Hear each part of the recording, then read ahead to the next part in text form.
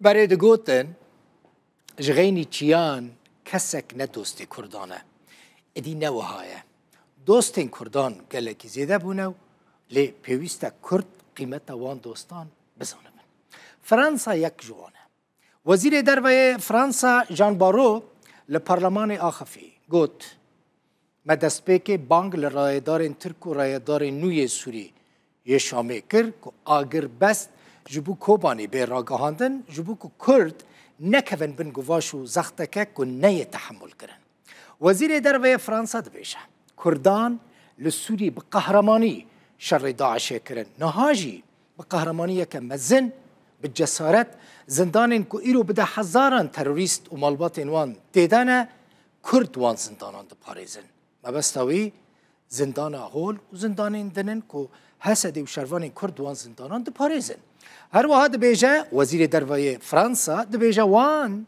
دیالوگا ده نوبر جنرال مظلوم عبدی و ترکیه ده آسان کر راحت کر هر واحد بناف بینکاری فرانسا ده نوبر کردین باشوری کردستانه و کردین روز آوای کردستانه ده دیالوگا کچی بو جبو که هر دو آلی هف بهز بکن وزیر دروی فرانسا ده بیجه و کردین سوری بشداری کنفرانسا ناف دولتی یا پاریس ببن که تایبت به سوریه کنفرانس و ماه سیزده یعنی سیزده و ماه ویل پاریس چه ببن کردین روجاوی کردستان جی نونرین وان و ده کنفرانسا پاریس ده بشدار ببن.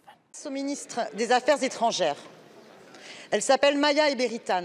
برسامن جو وزیر درویه ناوی وان مایا و بریتان بون لگورستان شهیدین کوبانی کو جعالی داعشه و بشتر جعالی ترکیه یان ملیسین کو او فینانسه دکن و هاتن کشتن وان تربا حوالی خواه ین کو هفتیا بوری لبنداوا تشرین هاتبون کشتن نیشاندا بشار اسد کتیه لی شر بردوامه بشانده یا انیا گل آن نوره جبود ده همین سال و گرا رزگار کرنا باجیر امچون کوبانی بریا 10 سالان همو جواکان ناو دولتی سلاو لویرکیا کردین کو داعش تیک برندکر ایرو ام دخوازن به دنگیا همان جواکان ناو دولتی بشکینن دما کو ملیسین اسلامیستین کو جعالی ترکیه و تین فینانسه کرن ایریشی بنداوا تشرین دکن کو جعالی هزین چکدار خلکی سیویل و دسری ده جنان و تی پاراستن دوی ترکیه یا اردوغان ایریشن خوین کو لدجی یاسایا ناو دولتینه و سنورین سوریه دبزین راوستینه دوی ام داخوازا هریمکه دجه فرینه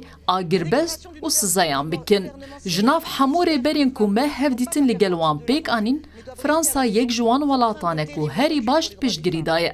لی ایرو او دترسن کو بین ترکاندن. ده همان دمه ده حکومت آنویا سوریه داخواز جکومین چکدار این YPG و FDS دیگه تاوی کو روبروبونین ایریشن ترکیه دبن چکین خود دینن. داخویانین حکومت سوریه کو دبیجه دویجن ند ارتشه دبن لی دوی لمالی بمینن ترساتیک چونکه دجوار جبو مافی جنان زیده دیگه. سروک کوماره دسیزده صباتی ده کنفرانسک درباره سوریه ده راگهاند.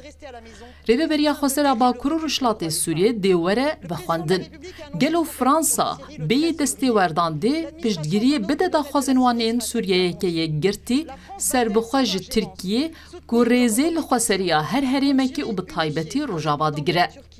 پیمانویا جواکی کل سر بنگها بشداریا دموکراتیک همو جواکان کرد، عرب، سوریان و کویا جنو میران و تبلیبون آوان دموکراتیک ده همو قادین جواکی و ارتشه ده جبو تواهی سوریه جبو آواکرنا پیواجویه که پیک هاتی درفته که حوالین هجا امجا آواکرنا وان سیاسی دموکراتیک و فمینیست گلک تشتان فیردبن.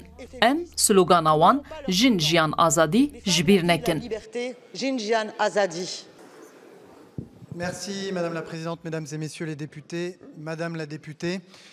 Merci d'avoir rendu hommage aux Kurdes. سپاس سروکا برز، پارلمانترین برز، پارلمانترا برز. سپاس جبو که هون حرمت ددن کردان. کرد هوالبندن ما ین دلسوزن، براین ما ین هلگرتنا چکانن و ام دف جوان برنادن.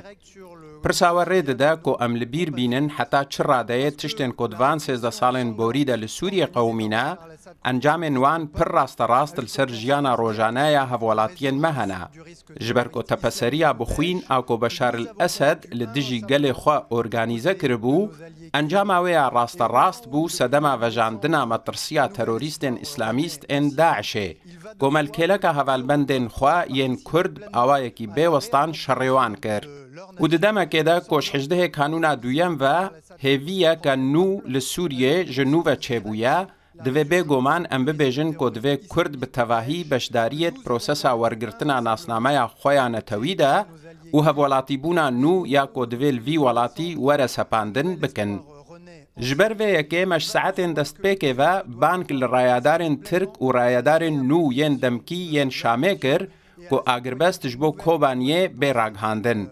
Da ku Kurd nekevin jêr fişareke ku nayê tehemûlkirin de.